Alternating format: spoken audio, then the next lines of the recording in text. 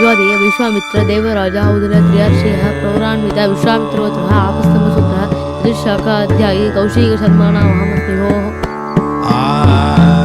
நீயும் சேவமா இரு. டே கௌஷிக், பெரியவாளுக்கு அபிவாதியை சொல்லக்கூடாதுடா. இல்ல அப்பா தான் சொல்லியிருக்கா, பெரியவா யாரா இருந்தாலும் நமஸ்காரம் பண்ணி உபாதையை சொல்லி ஆசீர்வாதம் வாங்கிக்கணும் அப்படின்னு. இல்லடா, அந்த பெரியவா வேற, இந்த பெரியவா வேற. இல்ல எனக்கு புரியல, பெரியவானா எல்லாருமே பெரியவா தானே. குழந்தை இங்க வா.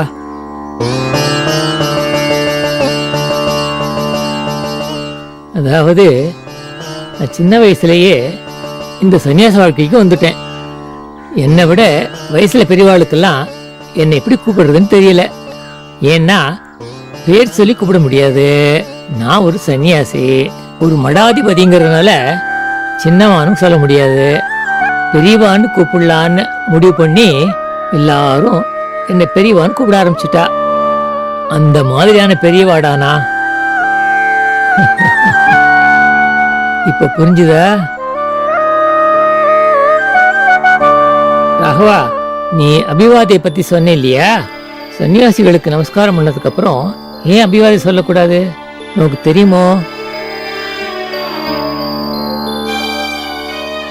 அதுல 2 விஷயம் இருக்கு.